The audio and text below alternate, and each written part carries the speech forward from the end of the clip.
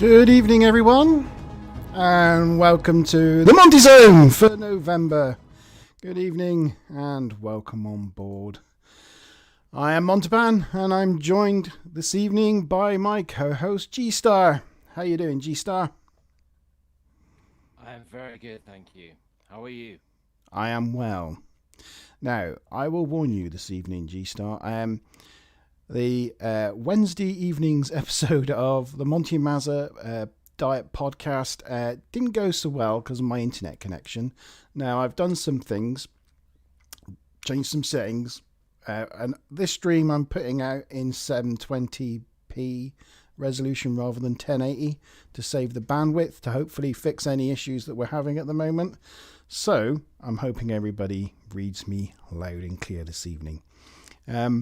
We did a quick check on your side, didn't we, G, earlier on? And you're running off 2 megabits per second off your phone of an upload. So you might be a little bit stop and starty this evening, but we can't really get around that. So people are just going to have to bear with us as best they can.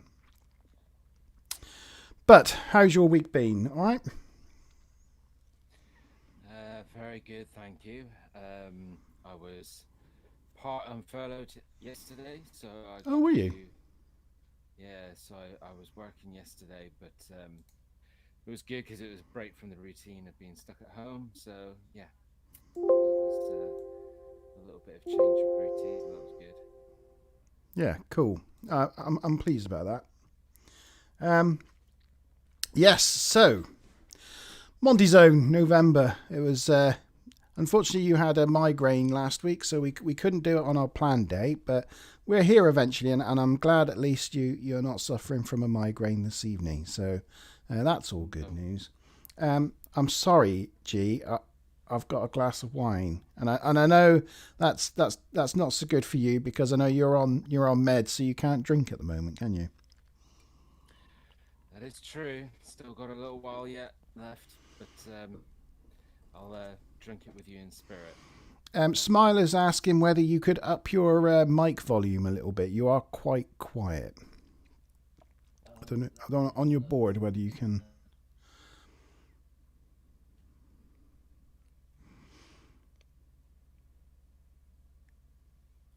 Better? Oh yes. Look at those rich baritone tones. And I'll get closer to the mic when I speak. Oh no, that's perfect. That's awesome. Okay, brilliant. So the Monte Zone this month is brought to you by the topic of the Giza pyramids.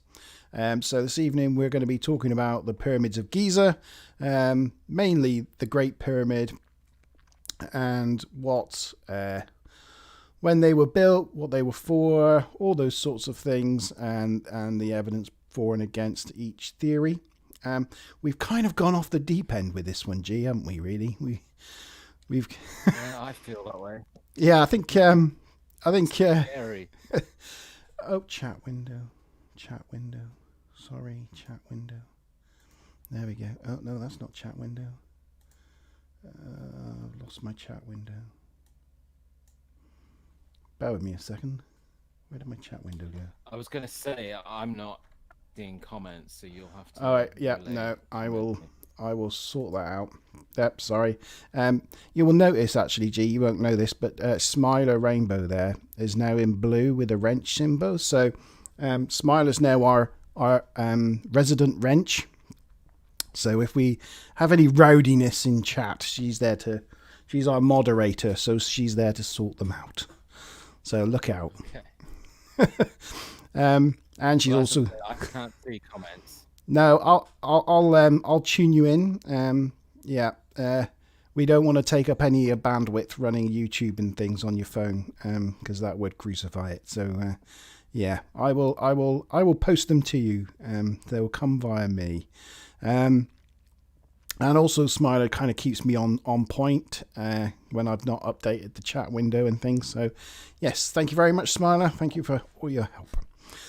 So a quick round of table on chat from the beginning. Obviously, good evening, our moderator, Smiler. Thank you for being on board. Hi, D. Dee's with us this evening. Maz is here. Hiya, Maz. Karen's here. Hello, Karen, all the way from the southeast of England. And yes, Smiler is the wrench woman. Yes, so good to have you guys all on board. So, should I kick this thing off, D? G? D? Yeah. Now, I have to say, Get changed. I have to say, I am a little bit nervous about this podcast. This is the first stream we've done where I'm actually genuinely nervous. Just because it's a big topic. You know, we kind of like dipped our toes in the shallow end in the first two Monte Zones. And now we've kind of thrown ourselves in the middle of the Atlantic Ocean type thing, you know. So there you go. Anyway, and I think that and the fact that my last stream on Wednesday went so badly wrong, I'm a little bit like, oh God. But yes, right. Well, we like bloopers, so it's fine. So, We just keep them all in. Yeah. And it's live, you know. It's just a chill zone. We're just chilling and talking. Chilling and talking. Yeah, don't worry about it. If we say wrong things about Egyptian history, it doesn't matter. Our heart is where it's at. It's in the right place, yeah. So what I thought I'd start with this evening is just giving you a little bit of an overview of the Giza Plateau and the lay of the land. Obviously, you know, G and I are not Egyptologists. We don't have degrees in archaeology. We're not experts, but we have done some research, quite a bit of research, and watched a lot of videos and things on the subject. So, you know, a lot of people out there know that there's pyramids at Giza, and it's the largest pyramids in Egypt, but don't really know a lot more than that. So I thought I'll just go over some of the things you find on the Giza Plateau and give you a lay of the land. So I'm going to do that by using, to begin with, Google Maps. So there we go. Hopefully you can all see that. So this is looking down from space on the Giza Plateau, just to orientate you. This is Cairo. This is Egypt. That's the Nile Delta. And in this little pointy shaped bit of sand, just south of Cairo, southwest of Cairo, is the Giza Plateau, and that's where we find our pyramids. And the main ones are the three pyramids we see here in a row. And the Great Pyramid is the most northern of the three pyramids. Now, some people get confused and think the middle pyramid is the Great Pyramid, because in a lot of shots, photographs of the Giza Plateau, the Khafre pyramid, the middle pyramid, looks like the biggest, most impressive one. But actually, it's not. It's the northern one. And to make that point, Maria kindly has donated some of her holiday pictures. So there's Mazza McBob and Ludacris on their hulls in Egypt, and there you see in the background the three main pyramids, and you can see how the middle Khafre pyramid looks like the biggest, most impressive one, but it isn't. It's actually that one. So they're the pyramids, and then so you got this one, the Great Pyramid, which Egyptologists believe it was built by a pharaoh called Khufu, who's also called Cheops in ancient Greek, and that's why they call it Khufu's pyramid. They believe his grandson Khafre built the second pyramid, the middle pyramid, and that's the one that still has some of its casing stones on the top. There, you can see them. And then we have the third pyramid, the pyramid of Menkaure, who was Khafre's grandson. So that's what you have. And just to the east of Khafre's pyramid is the Sphinx. So there's the Sphinx in the Sphinx enclosure, and in front of that we have the Sphinx Temple and Khafre's Valley Temple. So that's them things. The rest of these buildings that you see dotted around all over the place, and there's literally like 100 or 200 of them, are things that they call mastabas, which are tombs. They are ancient Egyptian tombs, and they cover the area, and there's literally hundreds of them, and they're subdivided into what Egyptologists call fields. So this is the west field, this is the east field, that's the central field, and this is the south field, and there's also a small north field up here somewhere. So yep, they're mastabas, and the other main features on the Giza Plateau is this area down here. This is a modern day Muslim cemetery. You can see there. So not related to Egyptology or the ancient Egyptians, but it's the Muslims, when they decided they wanted to bury their dead in this sort of similar ancient Egyptian way, they created their cemetery there. And leading into the Muslim cemetery is this line here. It's called the Wall of Crows, and archaeologists think that's possibly one of the oldest structures on the Giza Plateau, and was possibly either a boundary wall, part of the boundary wall that enclosed the whole of the Giza Plateau, or could be another causeway up to another temple. So those are the main sort of components of the Giza Plateau. Is that about coverage? I think that about covers it. Yeah. Now and then see how far the Nile is. The Nile is over here. So once upon a time, the Nile would have come up. You can see there's a natural ridge that runs all the way down the edge here, and that would have been the edge of the Nile like thousands of years ago, and over time it's gradually travelled east. So the Nile once upon a time came straight past the Giza Plateau. Yeah, and each pyramid, no matter which pyramid you're talking about, they generally have, apart from possibly one, a certain layout. So you have the pyramid, you have a boundary wall surrounding the pyramid complex, you have a funerary temple. So there's a temple right outside the front of the pyramid. That's generally connected to a causeway, which is just like a long walkway, which leads down to what they call the Valley Temple, which would have connected the whole structure to the Nile.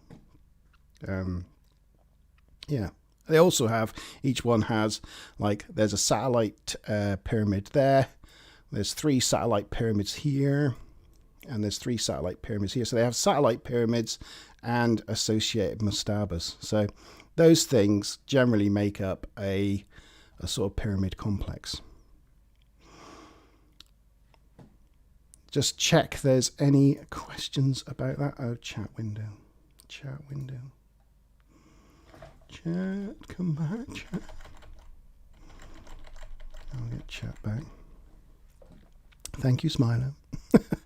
Hydro, hi, Hydro, and good evening to you, sir. I hope you're having a good evening this evening, and I hope you got lots of wins in Fortnite earlier on. Yeah, if you've got any questions, if I've just bombarded you with so many facts, you're like, oh my god, what's he going on about? But yeah, if you want me to cover any of that, you didn't get any of that, or have any questions, then please let me know. Let us know in chat, and we're happy to answer them. So yeah, that about covers it, doesn't it, G? About the lay of the land of the sort of structures and things you find on the Giza Plateau and pyramid structures in general. Now, I will say one other little thing, and that is that this structure here is associated, the Great Pyramid is associated with Khufu. Now, Khufu had a son who was also a pharaoh called Djedefre. And Djedefre's pyramid is supposedly to the north of the Great Pyramid. And it is over here. So there we go. So that's the pyramid of Djedefre. And all that's left of it is sort of like the bottom quarter of the pyramid. And then you can still see the outer wall. And it has mastabas around it. There's a mastaba. Here's a mastaba. These were possibly satellite pyramids. There's I forgot about the boat pits.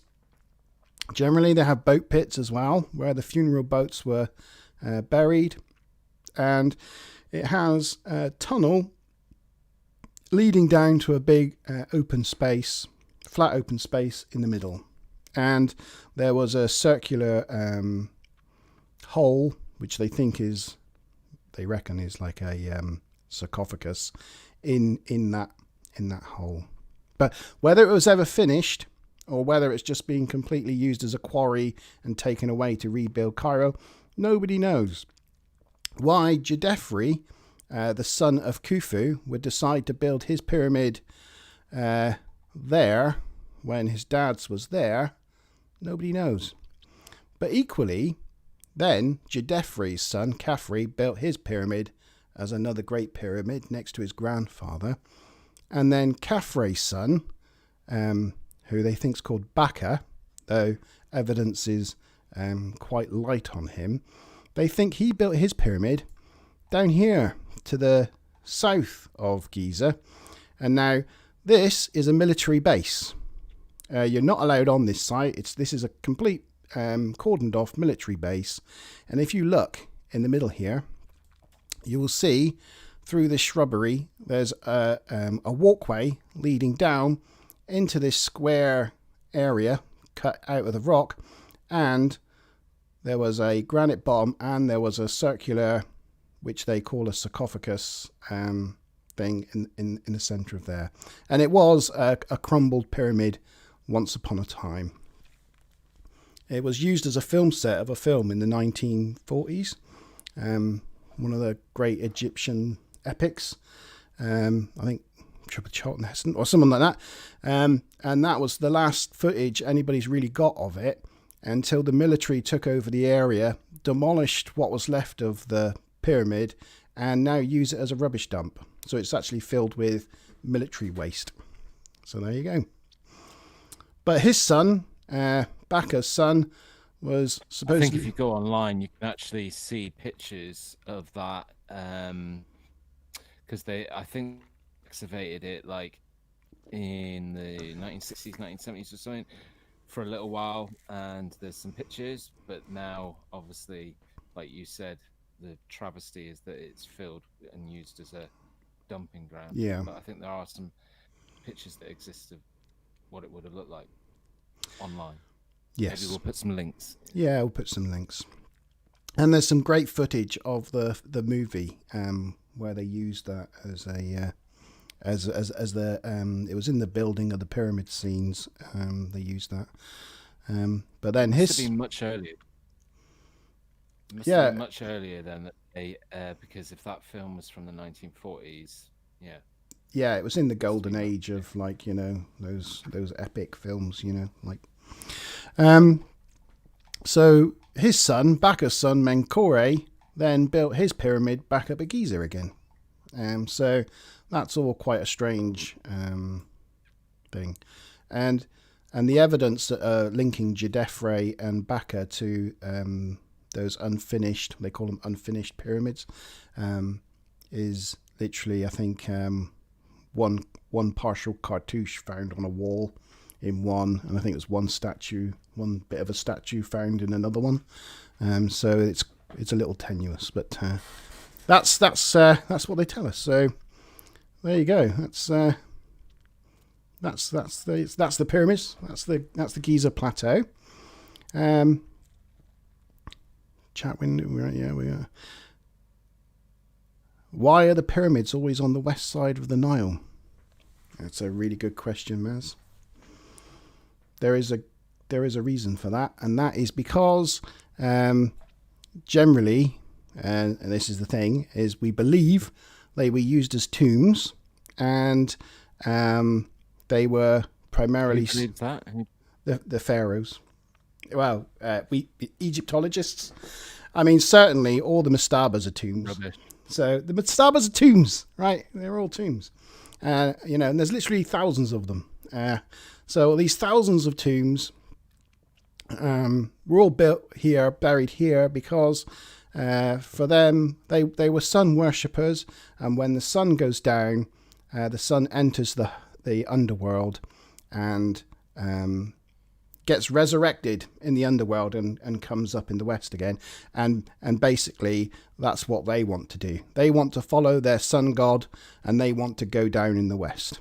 So that's why all the tombs are buried on the west side of the Nile, because from their point of view, living on the Nile, that was to the west of their homes, and they wanted to follow the sun. I hope that, in very general terms, answers your question. Anything to add to that one, G? No, I mean, no, that was very informative. I didn't know an answer to that question. I mean, I still don't know why. To answer that sort of question, you've got to be able to answer why were they built, or whatever. So I can understand why the tombs are where they are, but in terms of the pyramids, there's so many different theories about why they are where they are. Why are the pyramids? Why? One other little. We're going to get into all that, G, but I need a second glass of wine before we get into that one.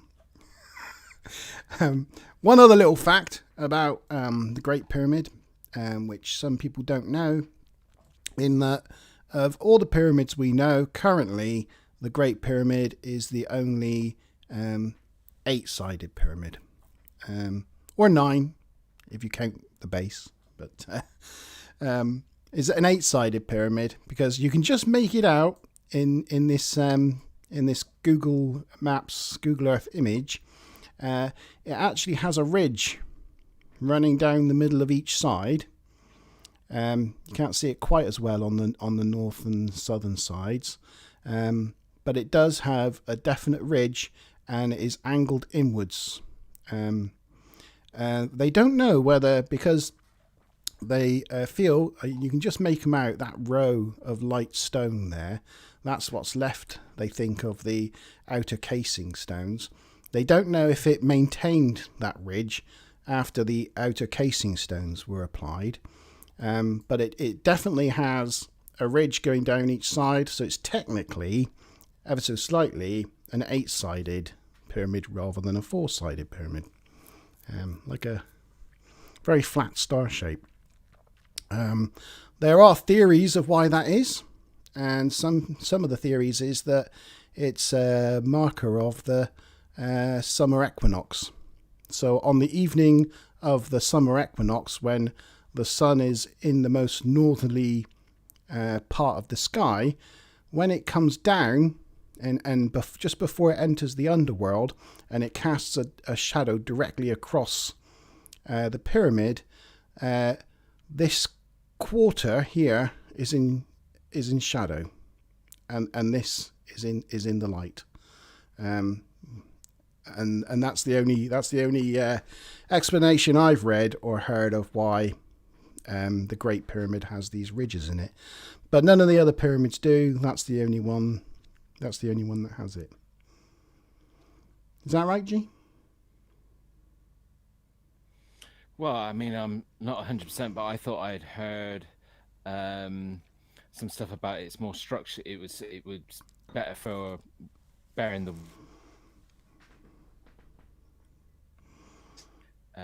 maintain the sides of the pyramids. Oh, it's like a structural thing.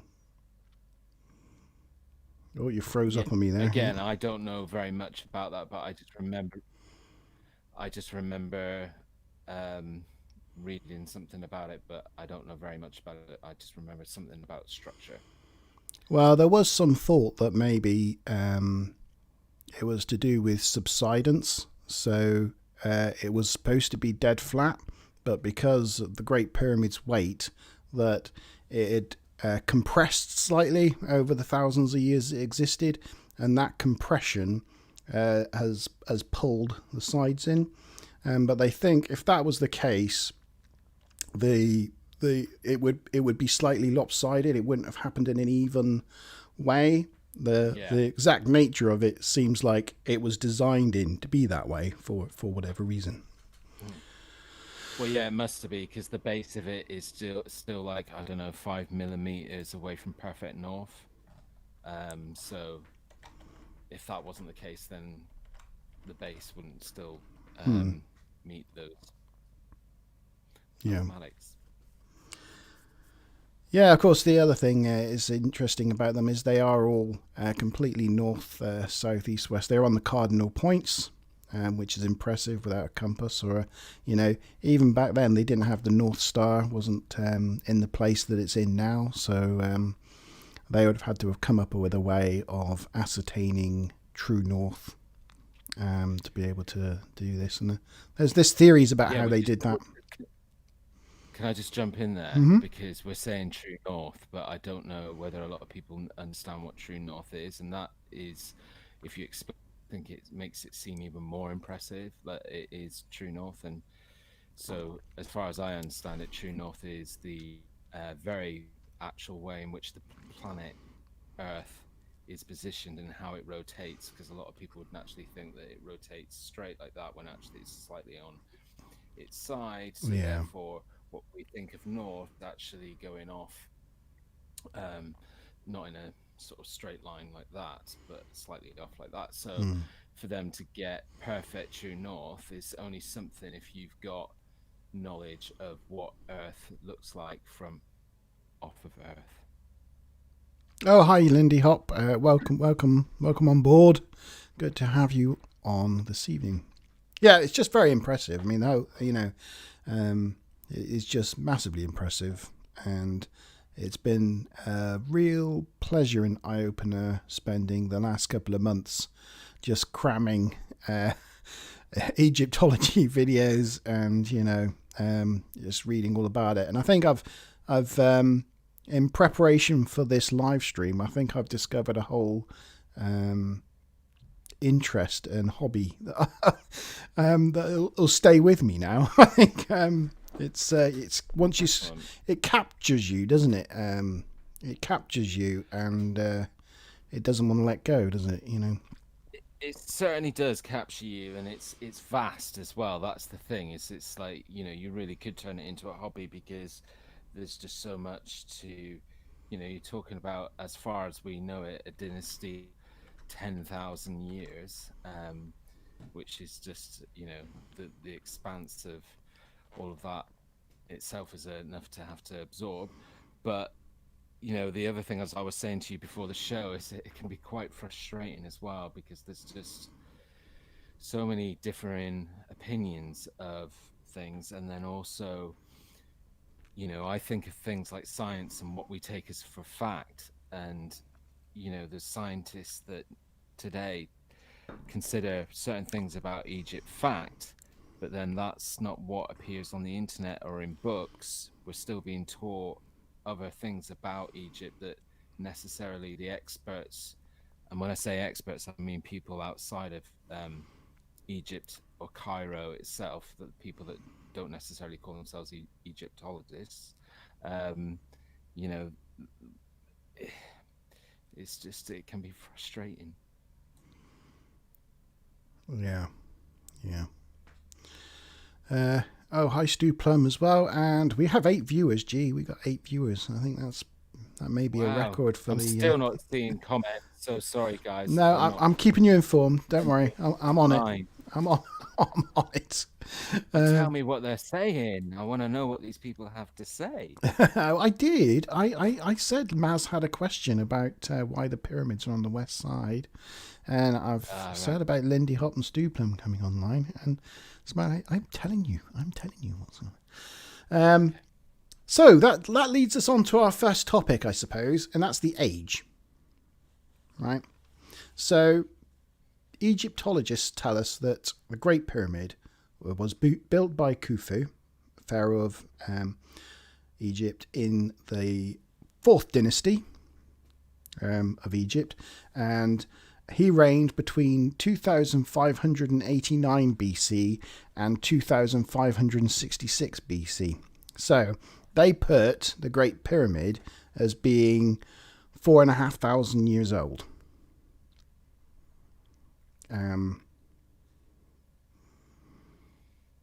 And then, so I'll back up a little bit, shall I? I'll back up. Rewind. So Khufu wasn't the first person to build a pyramid, so they say. Smiler reckons your setup looks really great, by the way, G. She's liking the papyrus in the background and that. It's looking pretty cool. And it's not staged or anything. That's always there, whether we're talking about Egypt or not. But it is. I purchased it in Cairo. It's genuine papyrus, and it's personalized. So I don't know if you can see it on the camera because I think the light is kicking in, reflecting off of it. But the hieroglyphs at the top say my name, my full name, and then the hieroglyph underneath is a depiction of the creation of music. Oh, cool. So it's kind of fitting for me. So it's like my name and then the creation of music. Luke, One of my that's very cool, G. I like that, and that's very good. And just good evening to Ludacris of KD Fitness is on. He reckons the pyramid's built by Kung Fu. It's a good point. The TV series? I think he thinks it's a misspelling. I think he thinks the Egyptologists have got it wrong, and it's not Khufu. Oh, it's not. It's Kung Fu. Kung Fu. You see, you got Wrong dynasty. wrong, totally the wrong dynasty. Not even Dallas. Yeah. So yes, rolling it back a little bit. I just, I thought, well, I was going to go straight into Khufu and the, but actually, you need to understand. Maybe, I don't know. You may want to understand the history of the pyramids leading up to Khufu. So Khufu wasn't the first 4th dynasty pharaoh. There was before him Snefru, and if we just go back to the map for a moment. Chat pane will stop because I've covered it over for just for a moment. So before Khufu built the Great Pyramid, which he did, they say he built it in 20 years. Before him, his dad Snefru built a whole bunch of pyramids. Down here, is it here? No, not here. Here. Was it here? No. I'll find it in a sec. There you go. So here we've got the bent pyramid. So, that wasn't his first pyramid, was it? No, it was Maidum. So way. I mean, we're going off the grid. We're going off the reservation, and I might have to type it in. I'll type it in. It's Maidum pyramid. There you go. So just for reference, we're there, and Giza is up here. So yeah, we're down here. So Snefru's first pyramid, and you can see it here, was supposedly this, which is called the Maidum pyramid, which is a failed pyramid. Its bottom half is still there under this sand, and the rest is collapsed, leaving this what they call the inner core. So that's Snefru's first pyramid of my doom. I am with some other experts that don't quite believe that standard Egypt. I know I'm not always on the side of the conspiracy theorists, but the inner core of my doom, the stones are made in such a way that it's a finished surface. So why would you build an inner core of a pyramid and spend a lot of workman's time finishing the stones to a high polish flat surface if you were going to build a pyramid on it? And I think possibly the finished surface of this inner core is what caused the Maidum pyramid that was built around it to collapse in the end.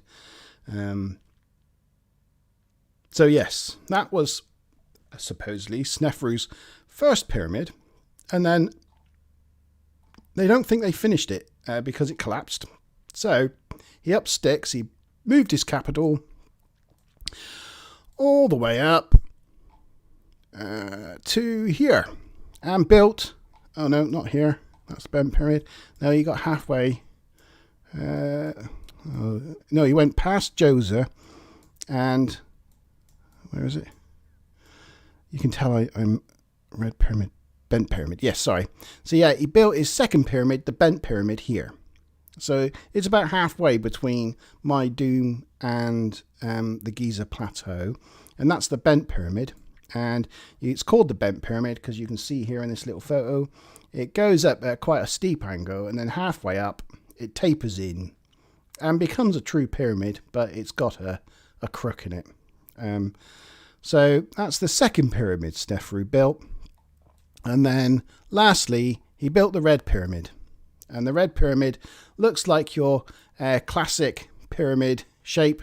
It's nowhere near as big as the Great Pyramid. It's more like the size of Menkare's pyramid, but the angle of the pyramid is a lot shallower. So you see it looks quite wide, but quite squat. So that's the third pyramid Snefru built.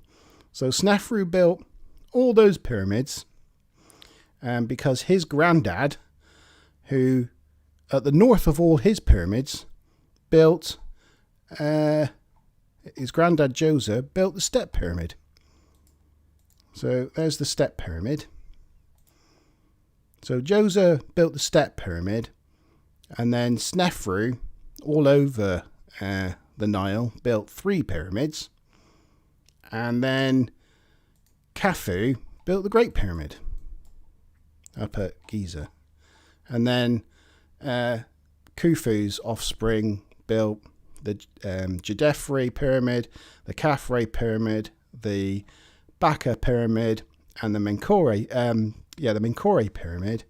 And all the pyramids, all the great pyramids of Egypt, were all built within around 120 year period of the 4,000 years of the ancient Egypt dynastic era. So yeah, there you go. that's the sort of... It's also important to mention that not all the pyramids are built in the same way, using the same design or architectural construction. It's important, like where you mentioned the step pyramid, that literally is sort of platforms on top of platforms, and that's how it's built, if I remember rightly.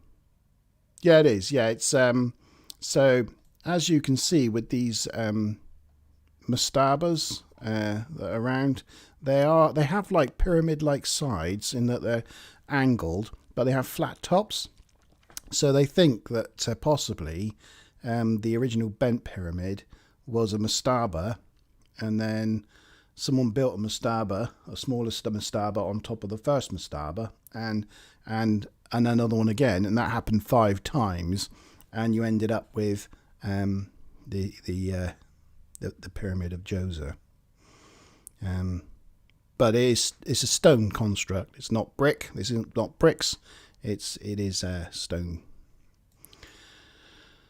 So yes, that's that. So that's the sort of history of where pyramids came from, and that takes us up to the Great Pyramid, which they say is 4,500 years old, built by Khufu. But what evidence have we got then that it was built by Khufu? Do you know, G? That's interesting because the only thing that I'm aware of that sort of, is the fact that there's up in one of the upper parts of the King's Chamber, up in the ceiling, there's Khufu written on the ceiling. But other than that, there's no evidence in any hieroglyphs that have been uncovered by archaeologists, Egyptologists, that explain that it was Khufu that built that pyramid. Unless you got no. Sorry, I was actually reading. I was sorry, G. I was actually that interesting. Well, I've got to manage all the screens as well. So, sorry. What can you just say? Would you like me to say just my point briefly, again? just very briefly, just for me? Sorry, G. Sorry, what's that? Yes, very briefly, if you could, just for me. Just ignore everybody else in chat. Just. For me. What to explain that last point? Yeah. Well, as far as my understanding of my research that I've done is that there's no. So, at the top part of the King's Chamber, there's an area that has stone slabs in it like that, and you can climb up there now. And up there, they found that there's Khufu written on the ceiling up there. And when I say written there, it was done thousands of years ago. But I'm ready for you. You now. got a picture. I'm ready for you now. Let's see.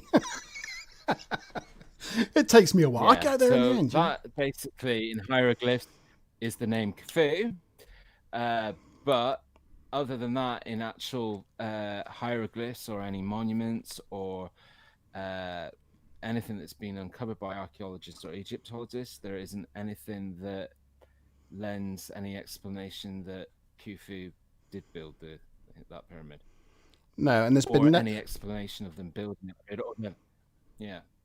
And this was found by, I can't remember his name, the guy that first broke his way into the upper chamber above the King's Chamber, and there's been no analysis on this paint or anything to say what date it's in. And we've got some questions, G. Yeah. Just want to get back to chat a little bit. So, Alan, hello, evening, good evening, welcome to the podcast. He says the better, more accurate pyramids came in the later dynasties? ? But I believe not. I think that the best pyramids came from that very first 4th dynasty era, as far as what Egyptologists tell us, and the later pyramids, and I can show you some of the pictures of them later, they're all now just ruins in sand dunes. They you wouldn't call them pyramid shaped. They're some of them look more like hills, or they are just ruins. Because a lot of the later pyramids were made of mud brick, and were made in ways that were nowhere near as sophisticated as the 4th dynasty original pyramids. So the best pyramids were made first, and as they developed their strategy, they made worse ones. Which is slightly, again, it's another one of those ancient Egyptology mysteries of why that was the case. Yeah, and also they used a lot different stone, which probably played a big part in why they didn't last the passage of time, collapsed. Because the other big mystery is that a big part of the Giza pyramids, the the stonework in it is not from the Giza plateau or around locally. It's sort of, they would have had to have brought it over 500 miles over sea to get it Yeah. to there. So, and it's Um, granite. So yes. that probably made a big difference. And we'll get on to some of the theories about why that is the case. Karen has a question. How do they determine the dates of the pyramids were built? And I think that's around the circumstantial evidence, like the hieroglyph of Khufu in the Great Pyramid. That dates that one because they found that hieroglyph. So they know from a lot of other evidence of Khufu found around Egypt, from his temples and things. They know when he, and records from the Greeks and other civilizations. They know when he existed, so they attribute that date to him and that date, and that's pretty much. It's kind of circumstantial.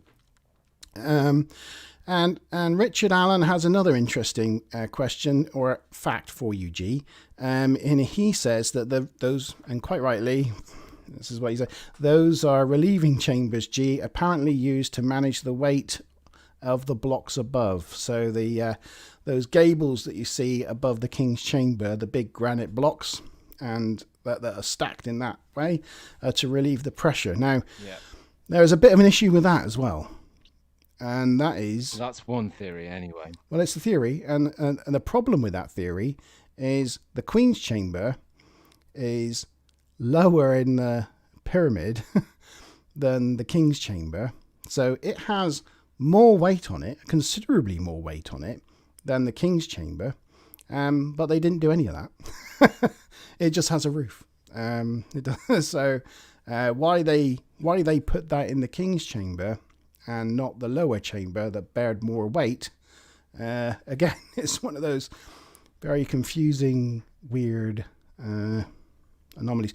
In fact, I mean, we've got one of those here. I will show you. People might not know what the hell we're talking about. Okay, it's not the greatest of pictures, but it's one we got. So here you go. Every time I do this, I've got to bring my studio back up, and then I've got to remember to bring chat back up. Here we go. So hopefully you can see that. So this is a diagram of a sort of split of the Great Pyramid. And so this is the internal structure of it. And we've got the main entrance here, which leads to a passageway that goes down. And initially, when they first excavated the pyramid, all they knew about was this chamber that went all the way down to this subterranean chamber, which is an unfinished part of the structure. It's quite rough and ready, and has a square hole shaft in the middle of it, and a dead end small corridor leading off from it. And that's all they found. And that's initially all they thought they'd find, because all the other pyramids only have chambers below the pyramids. The pyramids are solid structures. They don't have this intricate network inside. So they initially quite happy with that. But then there was an Arab, I think it was, I can't remember what his name was, who in the 1800s discovered, he realized that there was a blocking plate here, and they removed it and found this passageway leading up. And then there's this well shaft. They call it escape shaft there, but I think they call it the well shaft here, which is very rough and ready. And there's actually another chamber. It's not on this diagram for some reason, but there's another chamber here, which is, again, it's quite a large chamber, but it's roughly cut out of the rock. And this corridor leads... Are you referring to the one that's recently been discovered? Yeah. Yeah. But yeah, people have been in it, mapped it, and all that. But there's a chamber there. There's more things, but so yes, and then there's this corridor that leads to the Queen's Chamber, and the Queen's Chamber has these two Again, this diagram's misleading because these they're called air shafts on this, but their purpose is unknown. Actually, come out to about here and here. And then there's the Grand Gallery, which is, we'll see pictures of that later on, leading up to the King's Chamber, which again has air shafts that go out to the outside, and these granite stoned relieving chambers. And the hieroglyph of Khufu that we showed you earlier is on the back wall of this upper roof section here. So hopefully that gives you some insight. Just to point out that the whole of the King's Chamber underneath that structure that you were just pointing to, and what is meant to be the sarcophagus in there, are all made out of granite. Yes, all these sides and the ceilings and the relieving chambers, that's all granite. Chamber. Yeah. And a highly polished granite as well. Maybe I'll bring up a picture of the King's Chamber. Should I bring up a picture of the King's Chamber? I'll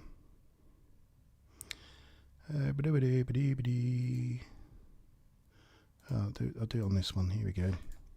In my pictures that I shared with you, they're pictures of the Grand Gallery. Yeah. Great Pyramid, King's Chamber. Here we go. Oh gosh, I'm using Bing. That's never a good sign. Well, there you go. That's the King's Chamber.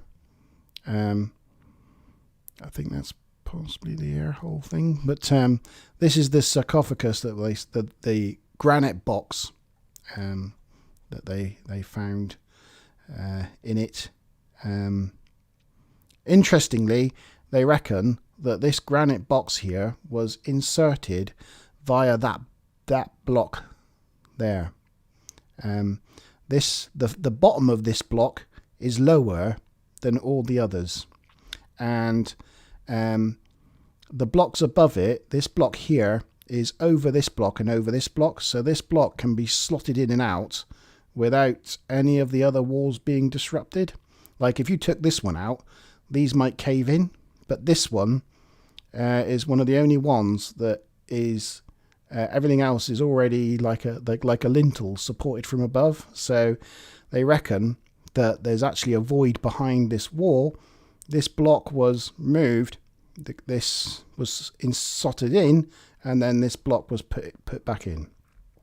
And to back that up, radar ground penetrating tests have been conducted in 2018 on the Great Pyramid that's shown that there is a void here. So glad you brought that up. There's some sort of void here. There's some empty space here, and there's also a void here behind the main entrance. There looks to be a passageway. So they think that there might be something else up here, but because of the COOF, because of the ongoing issues this year, no further investigations been able to take place. But hopefully, eventually, at some point, they'll give the go-ahead for some, small spy cam-like investigations to go in behind here and behind the main entrance and actually see if we can find out what that's all about. So yeah, very interesting. Right, where were we? It's gone off on a bit of a tangent there. I cannot remember. Yeah. So, but there are. We were on Carol's question. Yes. So, how do they know the dates of when the pyramids were built? Well, we say it's because of the circumstantial evidence, but that doesn't necessarily mean anything. So we'll go into some of the alternative theories, shall we? So one of the alternative theories is that, it was a tomb, or I think like a gravestone, massive gravestone, that tombs are around. But Khufu was just the latest person to put his stamp on it, that it was something that was there for a very long time, and we're just seeing the latest imprint on it because it has overwritten things that have been before. And that happens quite a lot with archaeology and Egyptology, and especially where we just attribute things to the latest thing that touched it. So that's one theory. You got any thoughts, G? What, on that theory? Yeah, on that Or theory, any or other any theory? alternative theories?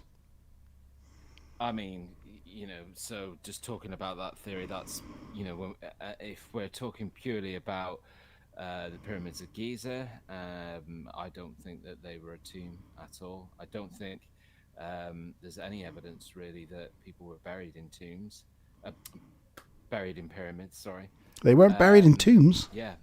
You just throw your They're relatives definitely into the buried in street. tombs. No, just a bit of a word hiccup there. Yeah. So again, there's no evidence. There's not been any archaeological digs other than in like Indiana Jones movies, etc., or that sort of thing, where they've gone into pyramids and actually found mummies and dead people. Like there was no mummy found in the Pyramid of Khufu. There's no record of it. There's no history of it. And there I believe. But there was in Djoser's pyramid. So in the tombs underneath the Djoser pyramid, in the bottom chambers, they found the Djoser pharaoh, his wife, and I think it's 6 of his daughters were buried in the pyramid. Well, actually, inside the pyramid or underneath the pyramid? Well, underneath. I mean, all the other pyramids only have things underneath them. But, how can you say that the pyramid didn't come later? Or they build they dug down. They dug down in an their dead in tombs in the ground and subterranean. Yeah, they did, and or the pyramid might have been there already, and they just dug down. So anyway, I don't know. It's not a theory. It's not a theory that I'm going to assign to. Just to summarize, then on that first theory, I do not think that it was in any shape or form ever as a burial or a tomb. Yeah. We'll carry on with that conversation in a minute, but just I just want to catch up with chat a little bit. So R. Allen also says there is no granite in that part of Egypt. They brought it in from miles away, and that is true. They brought 500 miles. Yeah, they brought all sorts of stone. By boat.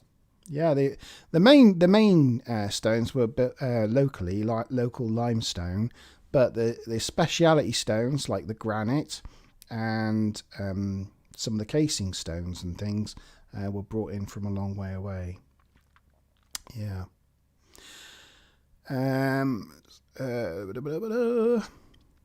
KD Fitness, the Curse of Tutankhamun's tomb. Whoever opens the tomb initially dies days later. Well, I have an interesting theory about that. There is a theory about. I've lost you. Maybe. Am I here? Can you hear me? Yeah, you're back. Okay. I was worried there. I was worried. I was like, oh no. It doesn't tell me I've lost any frames, so I'm still okay. I know. KD Fitness. There is a theory about poisonous paint. So when they opened the tomb of Tutankhamun, the paint reacted to the tomb, to the air where the tomb was unsealed, and a lot of it disintegrated and molded. And that hasn't happened in any other tomb that they've opened.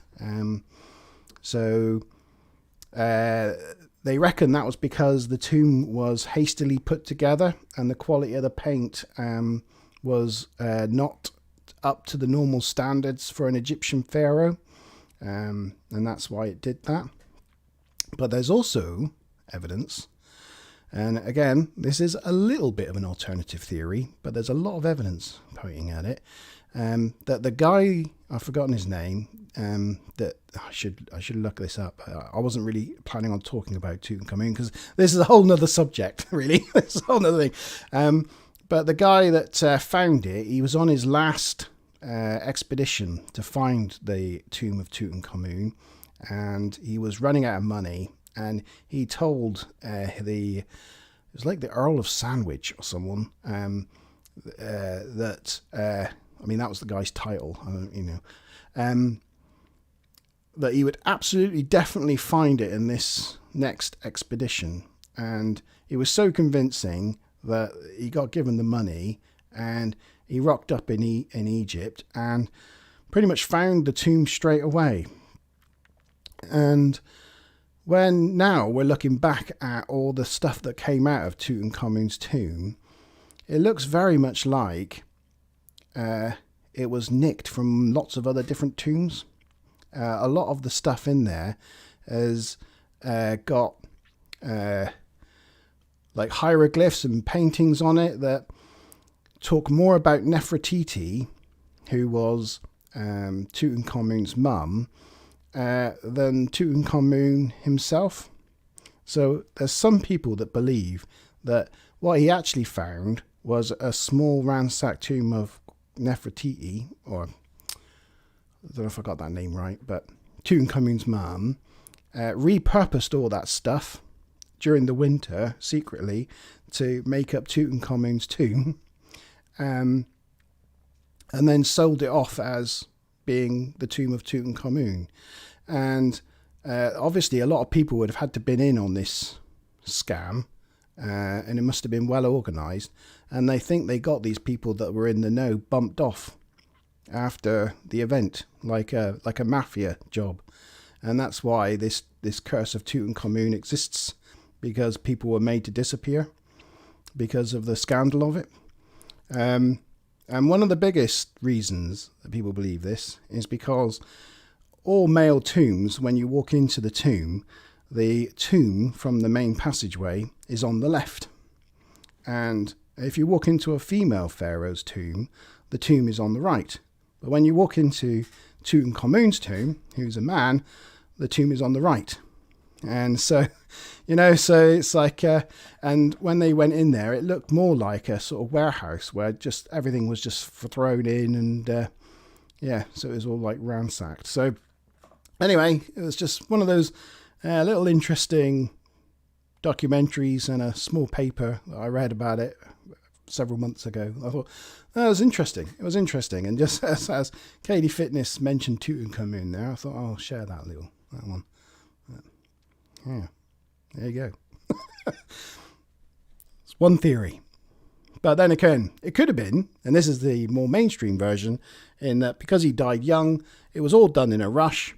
So they just used his mum's tomb with his mum's stuff, whacked it all in there, sealed it up, and the vizier, the guy that was overseeing it, he gets like big props if he does it in like record time. And he actually ended up marrying the next the widow, Tutankhamun's widow, because he basically seized the throne.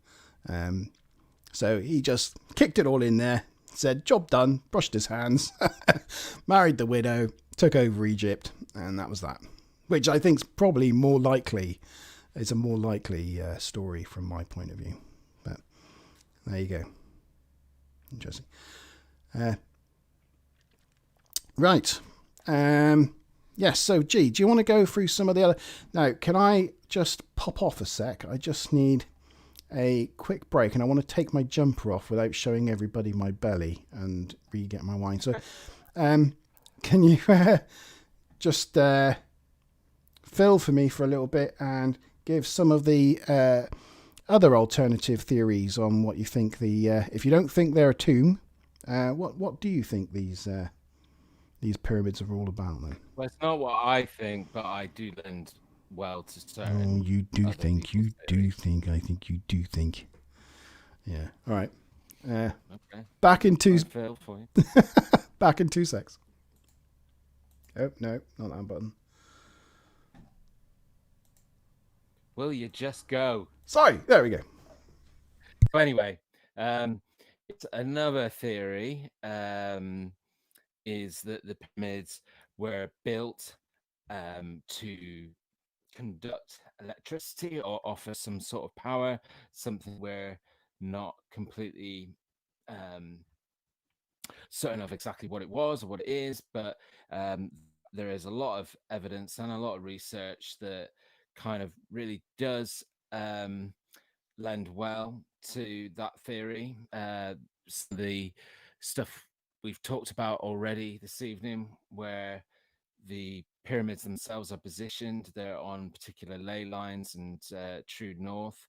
Um, they are positioned exactly on top of I can't remember what the name of it is called. It's a like a ley line that runs through the earth. I don't think it's necessarily connected to the equator, but it gives off electromagnetic energy. It's one of the areas of the world where that is most prevalent. I'm gonna get Mark to show some pictures later on of when I went into the Pyramid of Khufu. Uh, some of the stuff that comes up on there, because again, we were talking earlier about the what the pyramids are made of using granite, limestone, and Mark mentioned something about the casing, which um, a lot of people do believe was quartz, which again isn't native to the Giza plateau or around what would be in Egypt at that time. Um, the quartz was another stone that was brought from quite a way away, and that was used for the outside. So there's an element where if you imagine the pyramids with the quartz casing on the outside, which would have been perfectly straight, um, and the quartz itself contains crystal, and it would have reflected the sun, which obviously Egypt is in a really sunny place in the world and probably was even back then. And the pyramids would have looked like mirrors from the outside, but it would have given off a great deal of main sun's radiation that comes from the sun. And also, granite is a big conductor of electromagnetic energy because of that granite contains quite a lot of metal in it. So again, the choices of the stone and also the design of the pyramid itself lend quite well to this theory of it being some sort of conductor of energy or power supply. And that leads nicely on to, in terms of where I just said the design, leads nicely on to a theory within that theory, I guess, that starts talking about Telsa. For some of you that will have heard the name Telsa associated with a car and Elon Musk, etc. But Telsa was Tesla. actually Tesla. Tesla, sorry. Um, Tesla. it's basically, are you saying it different, or are you just saying the same thing over and over again? I'm just saying the same thing over and over again. I'm just making sure you get it right. Uh, yeah, so he was an inventor and a scientist, and quite a radical one at that, and had some quite uh, more radical theories, and some of them, people do know about them. They're out there to research and find out about, but a lot of it's been suppressed. So the picture that's just come up is of what's called Tesla Tower. I believe they actually built one or tried to build one in Texas. Um, but at the time, when he was doing a lot of his research and study, he was sponsored by JP Morgan, who was one of the biggest owners and suppliers of electricity and oil, and a big tycoon. very, very powerful, very, very rich. And when Tesla came up with this theory, and these towers design where it pulls in electromagnetic energy, it's a design that you can build that can basically pull electricity from the ionosphere, and basically just create energy. So I don't want to get too heavily into the science of this because we're talking about Egypt, but there's a lot of people that if we were to go back to that cutout of the pyramid, there's a lot of people that feel that in which the internal part of the pyramid is designed is unfortunately I didn't have a picture prepared, but of what the inside of a Tesla tower would look like. But it's a very similar design and a theory to his hypothesis on how you'd have to build this tower to produce electricity, which he did. But going back to the whole JP Morgan thing, as soon as he started doing this research, basically JP Morgan had him massively discredited, Is that the ruined way? his career. Is this the way it's supposed to work, Gene? That picture there. Well, the reason why I shared this picture is because if we go back to that picture of the pyramid that we were looking at earlier, the cutout, it's the subterranean elements of it where it goes underground, because a part of creating this electromagnetic energy is also taking it's pulling energy from a lot of different areas and using specific materials like copper wiring, which they believe would have been found when you were talking about it earlier on, Mark, the tunnel that they uncovered back in 2018, was it? Mm. Oh no, 2015, and they uncovered it, and they basically there's a lot of corruption in Egypt, in the last sort of 20 years or so, and especially what was then the head of the Egyptian Archaeological Society. I think his name was Hawass. He's been indicted since, Hawass. but yeah, he was stopping a lot of genuine archaeologists and scientists from around the world doing genuine studies. He's still the head of the Giza Plateau. He's like the CEO of the Yeah, Giza. unfortunately, this is one of the big things that I find hugely frustrating. But anyway, trying not to get off the point too much, when they uncovered that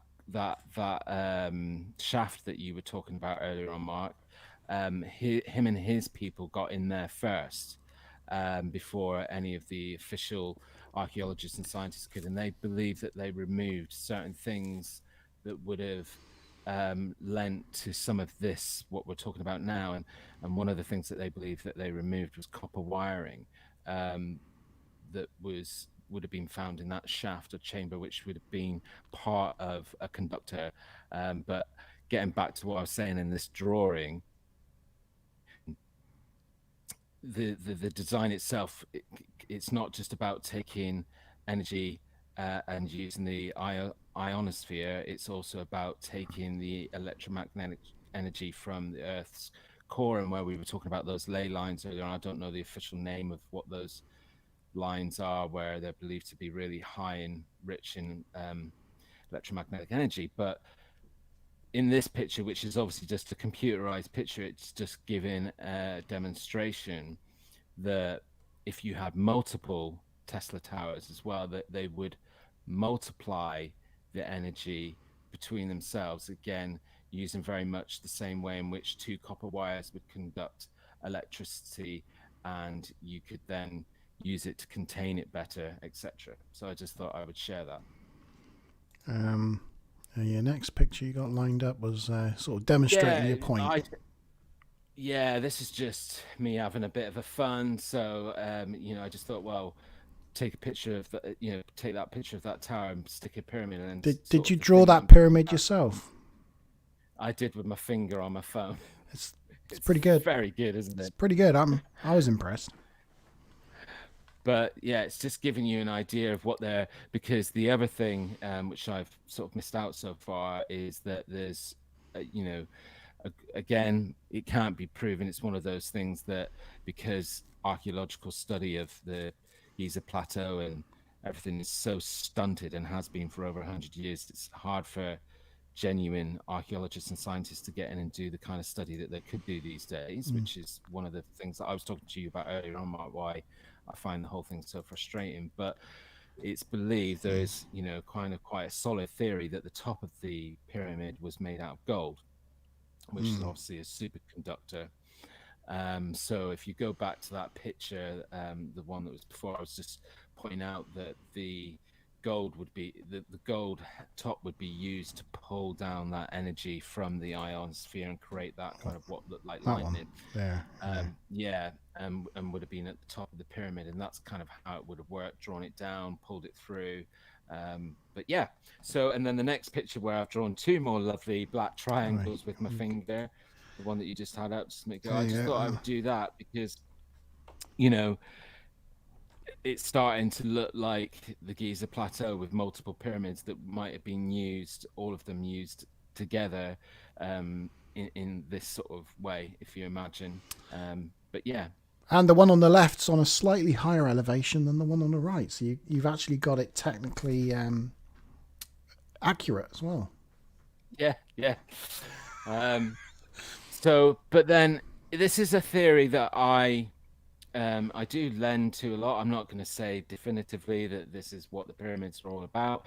However, I personally have been inside the pyramid of Khufu, and I've We got have some pictures photos. which We I'll have share with Mark. photos.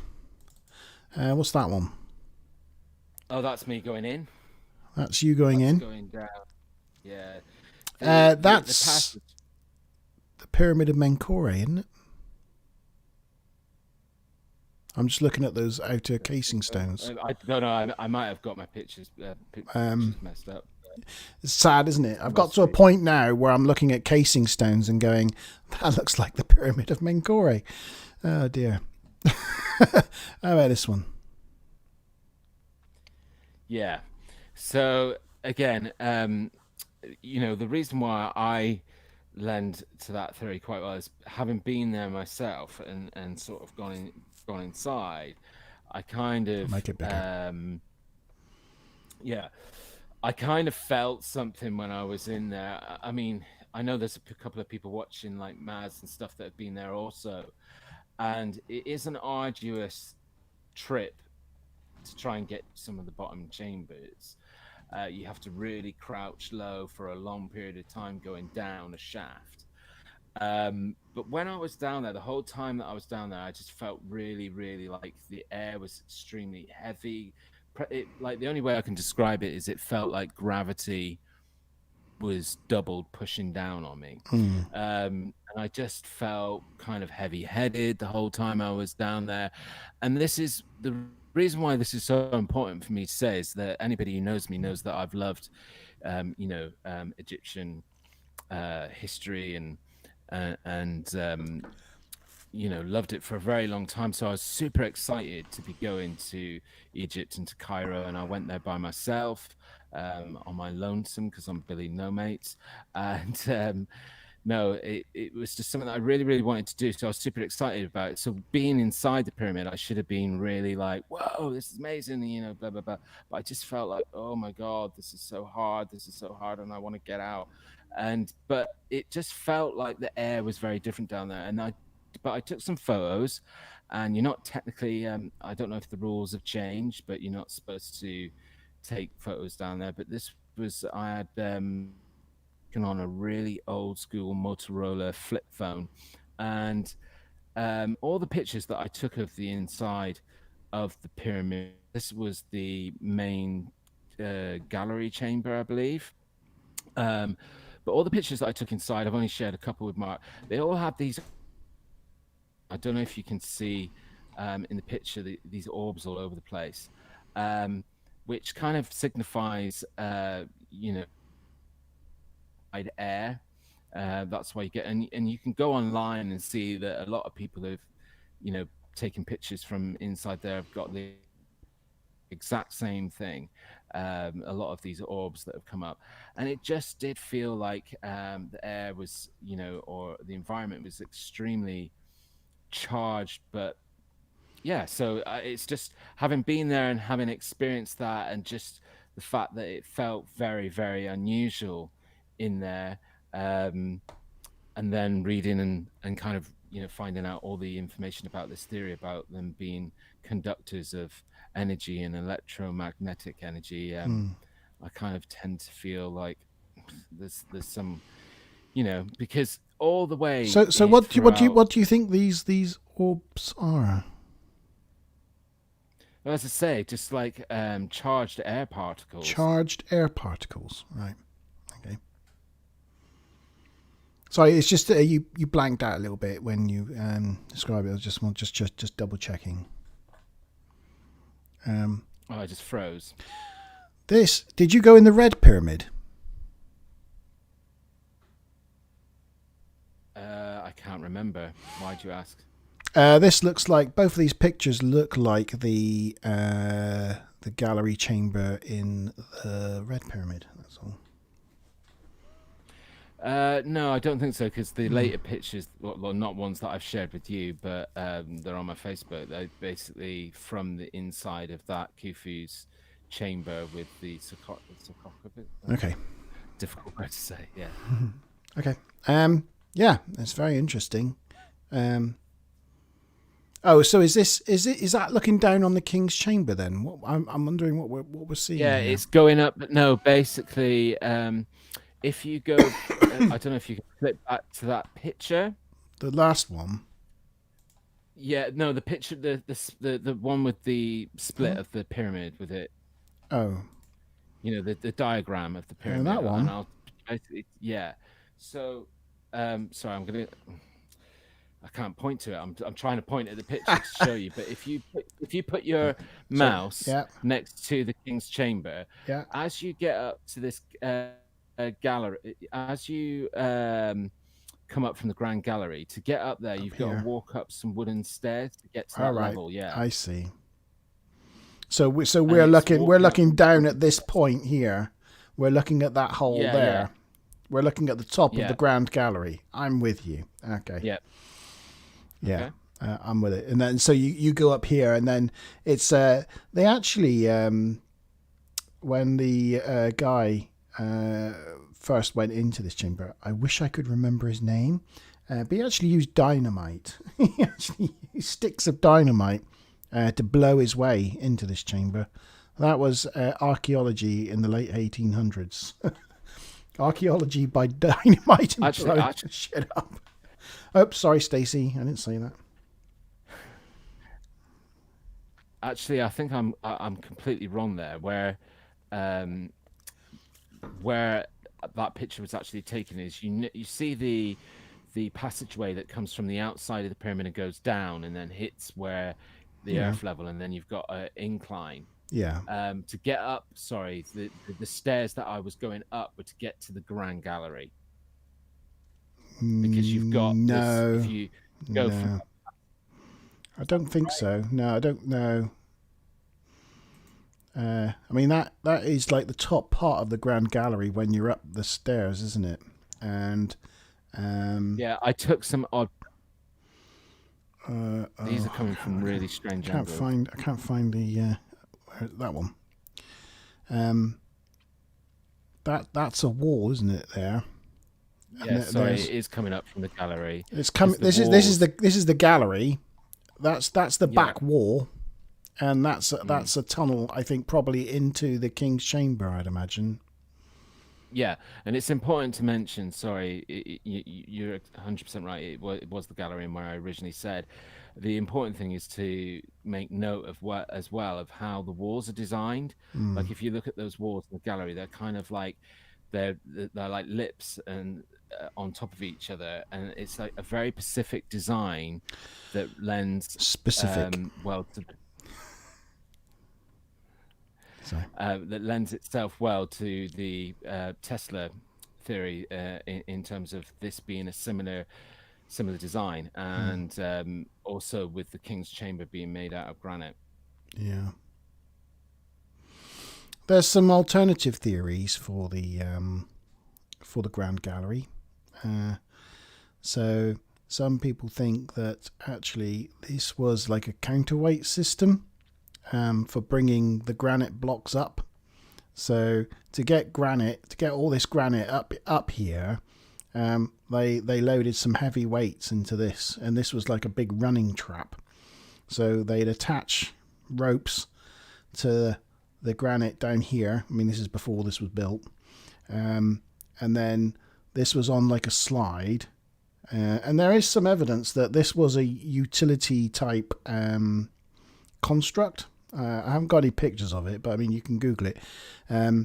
There are like holes along the edge of the Grand Gallery, which look like where it was wood was put in it as runners, and they attached then the granite on the other side down here, and then they pushed this weight down here, and that pulled the granite up the side of the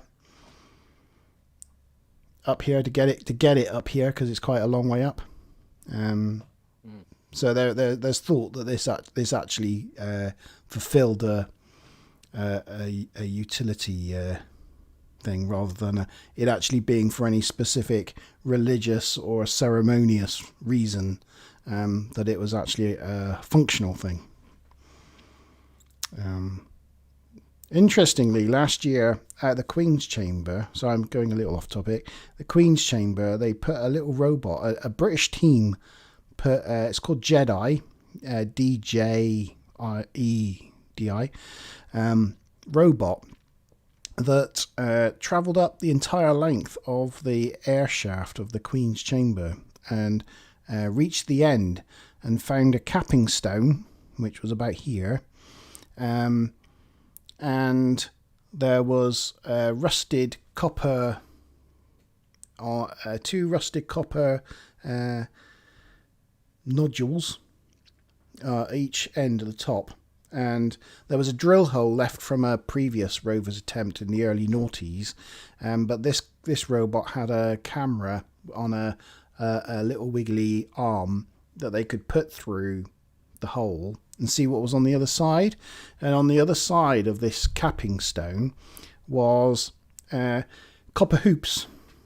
So on the other side of that, so it's copper hoops, which could have been for placing the thing in. But all the stone around the area was the same sort of white, like granites. Is it quartz? The same sort of cap stones that you find on the outside of the pyramids. So that lent some evidence into the fact that these air shafts go out like 2/3 of the way. It might have been that this was an earlier pyramid, and this was the original chamber. And so the pyramid would have, like, if you see, this is a rough estimate of the ground. So they built it on a natural hill. The original pyramid would have come up from this natural hill to about here. And these air shafts came out to the outside. And when they decided to build the second pyramid on top of the original, they capped off these air shafts and built a grander one over it. But that's just another theory. But it is there is some research and some robot modelling now that's lent credence to that theory. I mean, just going back to the first theory of it being for burial purposes, etc. I mean, the other thing that we didn't say is that inside, most people should know this by now, but inside there's no hieroglyphs, there's no paintwork, there was no, ornamental, there's no evidence throughout history of anybody ransacking it and taking, precious statues and jewels and the usual stuff that you would find from inside Egyptian tombs that have been robbed, and for that reason there's nothing of that, nothing whatsoever inside. The only what they call graffiti, which was some work from the workers that they believe, and that brings on to another point that in schools and still today, even today, I was researching on the internet, and one of the top facts about the pyramids of Giza is that it was built by slaves. By what? There's a lot. Sorry, saying? Built by slaves. Oh, right, yeah. Yeah, and so this is where I'm giving examples of just where we're kind of really out of sync of where we should be, Well, the thing in is, I mean public that's knowledge of. that's not even that's not even like conspiracy. Oh, just I don't know if she's still on, but just hello to Stacey. I didn't say hello to you when I saw you in chat, so hello, Stacey. Hi. She laughed at you saying Telsa, so she thought that was highly amusing. You know, yes. What was I just about to say? Sorry, I got It's a sidetracked on my word we own. use in work that I just get confused. I just Yeah, so sidelined my own I was thought. Go on, G. What were we talking about? I was just saying we were talking about the internal part of the pyramid and how blank it is, and not with all the signs that would usually be attributed to a tomb Yes. burial, that would be indicative of its time. There's literally, nothing in there. And as I was saying to you before we started the podcast, Oh, absolutely. that room that where the sarcophagus is found, the stonework in there is eerily exact, smooth, perfect, even after all these centuries. How it must have looked like, 4,500 years ago, or whenever the pyramids were built. Because that's still open for debate, as we were saying earlier. But you know, it must. It's still amazing to this day how precise it is, and you have to go along that line of logic that why would they be worried so much about that amazing precision Yeah. inside where no one was going to see, but actually that precision of that granite is what would lend to it being used as a Tesla tower Yeah. theory, kind of being created to conduct electromagnetic energy. That was the thing you said was about it being built by slaves and all the evidence. I mean, Oh this yeah, this yeah, isn't yeah. this isn't So even conspiracy. This isn't alternative theories or anything.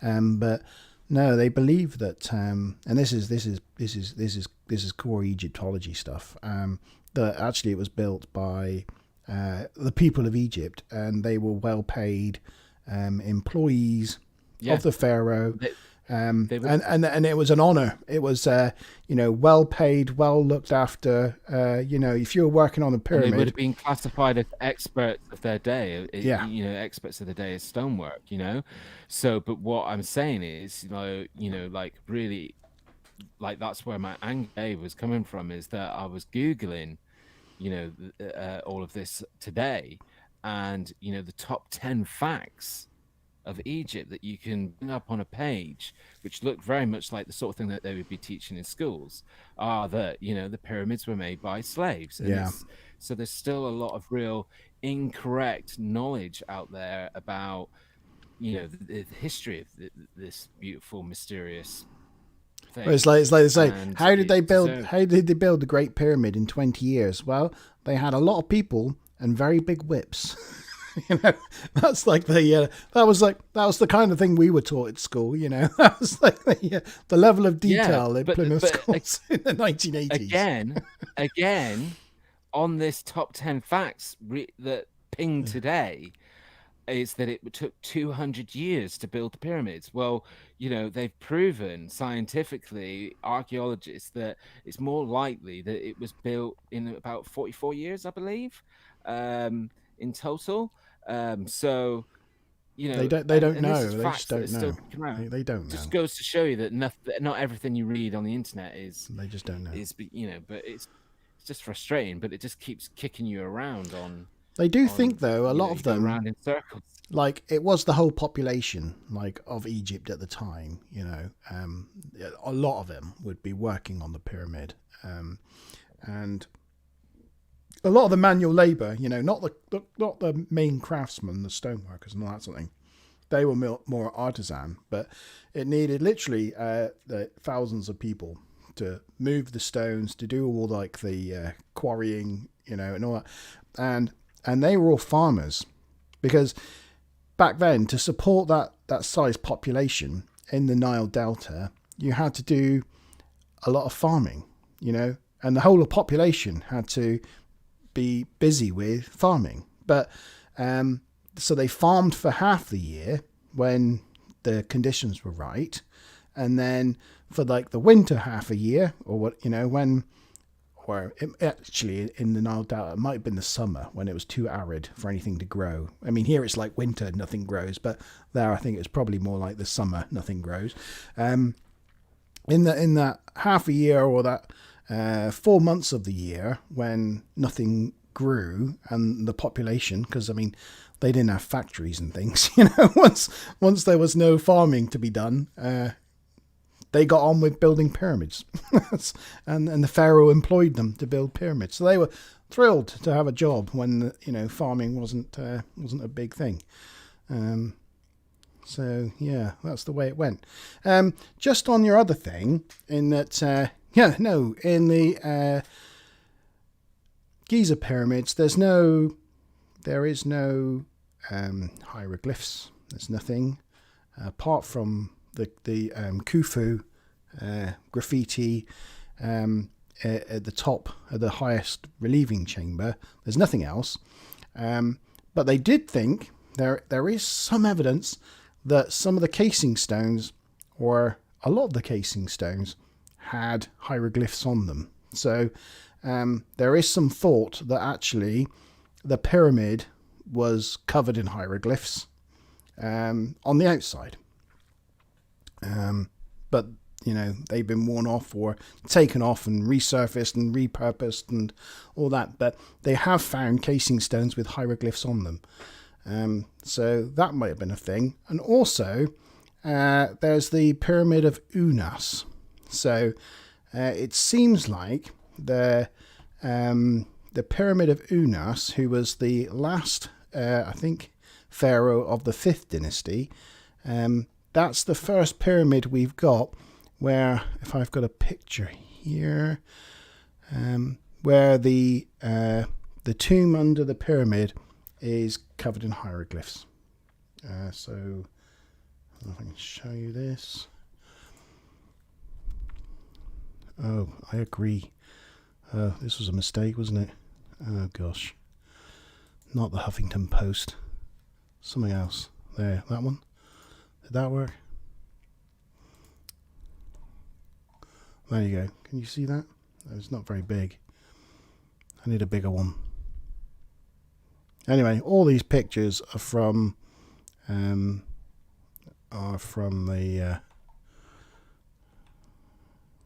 Pyramid of Unas, and that tomb in the Pyramid of Unas does have hieroglyphs all over the walls. And well, when you think about it, I'm just thinking Come about on, this now, Nicholas. and just off the cuff. you Just go. off the cuff from what you're saying, because you're saying that this was 5th dynasty, right? So how Yes. many years were there between the 4th and 5th dynasty? That's something like 300 years later, I think.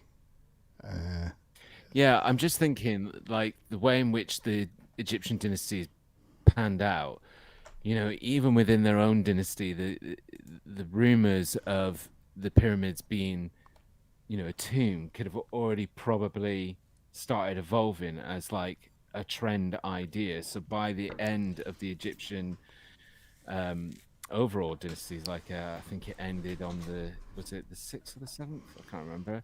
But by then they could have probably been buying into their own rumors of let's bury people inside pyramids. Maybe. I'm just saying. Or it could be that the 4th dynasty, they didn't cover their tombs in hieroglyphs. That was something that actually, whilst we attribute it to Egyptian culture, it's something that had developed in Egyptian culture at a later date, and it's not something they did during Khufu's reign. So My understanding. it's a way of interpreting it, isn't it?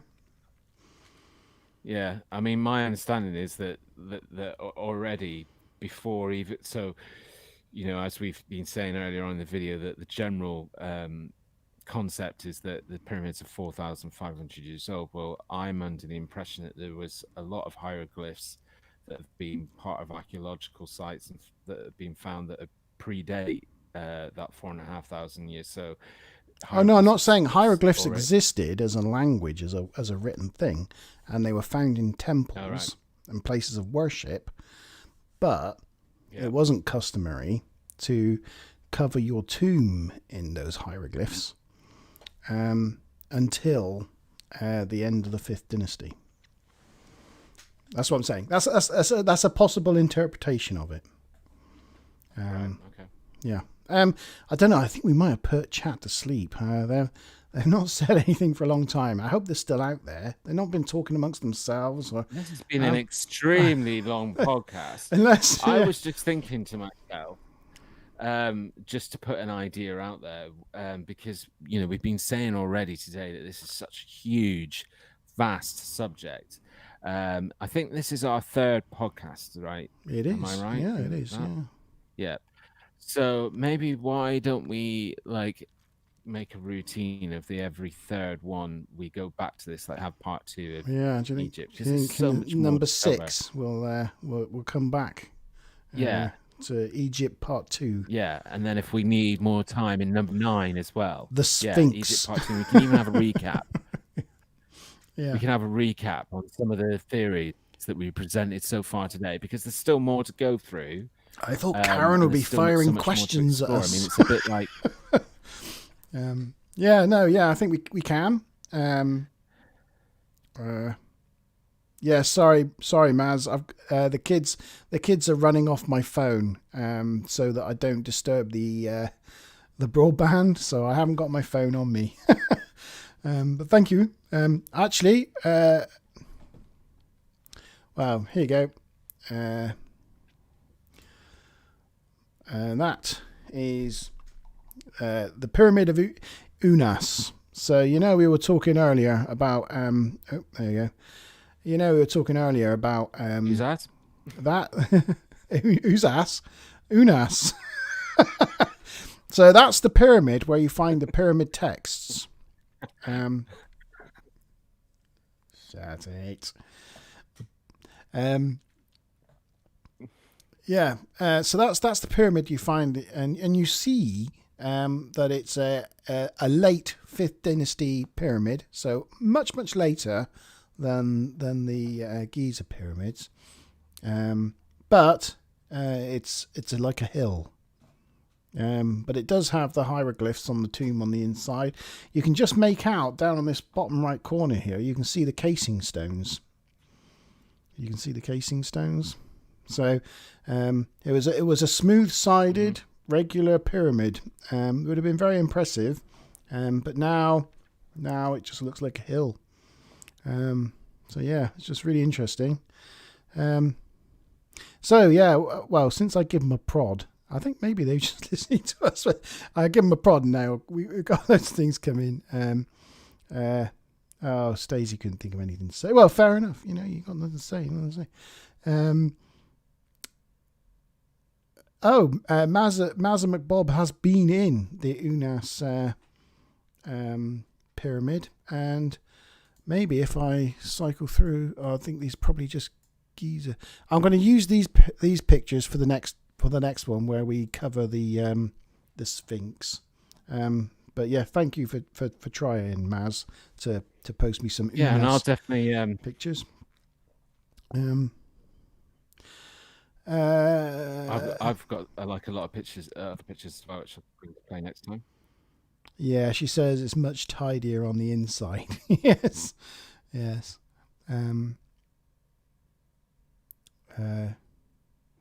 Smiler thinks it's a failed sandcastle attempt, and but that's the thing, is they made it out of either stone, or mud brick, and they just filled it with sand and rubble. So over time, it all just drifted away. It took a big. It only takes one big earthquake, and the whole stuff just falls apart. So yeah, that's why the later pyramids are now really no longer existent, and they're just sort of piles. Yeah.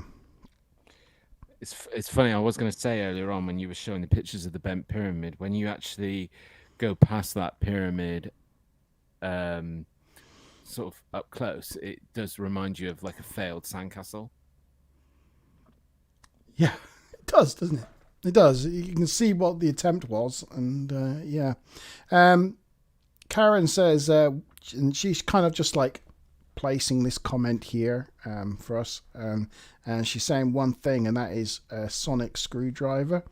And so that comment is in relation to ancient high technology. So there's a lot of question marks over how some of these things were done. And you know, one how they that's where I want to dwell. Yeah, see that's sort of, we've scratched the surface on this topic, haven't we? And that was the point of tonight, wasn't it? Really, scratching the surface. I want to do a lot of these podcasts, and it can go deeper and deeper. So, one area is the Sphinx and the enclosure in the temple, and what all that means to the Giza plateau and how we look at Giza. So that's another topic, which I think we'll cover next. And the other one is evidence of high technology. And that leads in from your theory about not your theory, but the theory you covered about them being sort of like power generators. But also how... Just one that I seem toward. Yeah, how they actually not how they got the granite up there. We don't know how, but impressive how they got the granite to that height in the pyramid. But also how they worked the amount of granite they did to such a fine surface and fine joints, and not only that, but pre-dynastic. So. This is going a little bit sonic. Yeah, sonic drill. Damn autocorrect, not sonic screwdriver. Yeah, I know what you meant, Karen. I got the inference. But pre-dynastic, before the Pyramid of Giza, there were lots of vases, ornate vessels created out of hard indigenous rock like granite. And if you look at these things in the Museum of Egypt, or there's some around the world, but most of them are in the new museum that they're opening in the Giza Plateau. They're exquisite, and they look almost like plastic. The form, the flowness of it, but it's all made out of like the hardest rock you'd ever find. And it's how did people in pre-dynastic Egypt make that stuff without any metal implements? And nobody knows. People don't know how they did this. And thousands of these objects were found with Djoser's remains in the base of the Djoser pyramid, and they are absolutely remarkable. And also around Giza and other sites in Egypt, they found what looks like drill holes, and it looks like someone. Someone's taken a core sample of a rock to see what it's made of using modern drills. It looks like that, but it was done in dynastic or pre-dynastic times. And it's how the hell did they do that when they hadn't even invented bronze yet? Only just invented bronze. It's like it's a massive quandary. And there's theories, and there's theories like they harnessed the power of the sun, or they harnessed the power of sound, or they were very skilled people that used brute force and ignorance. But we just don't know. But it's another exploring the technology of the ancient Egypt is another. Mysteries. is another mystery, and it's another interesting conversation that we could spend another 2 hours talking about. Yeah. So, anyway, I think that's sort of wrapped up our conversation of the Giza pyramids. Unless there's anything, G, that you think is. And we will be back to it. Do you think there's anything we've forgotten this evening that we wanted to cover?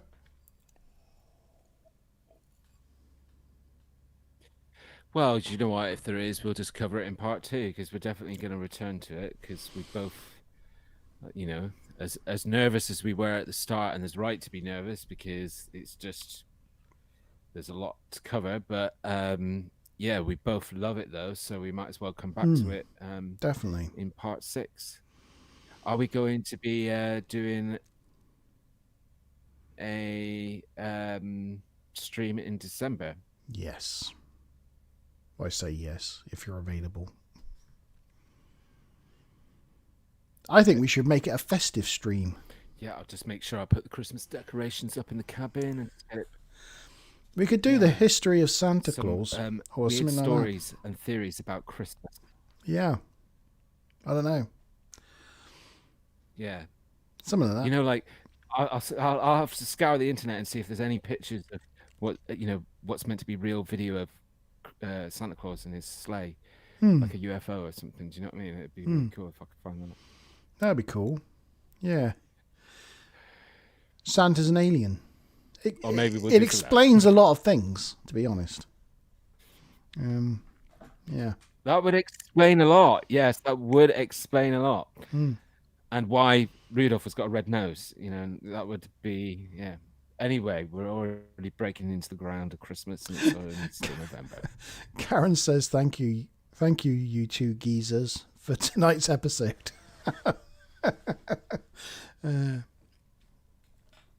You're welcome, Karen. Very good. Yeah.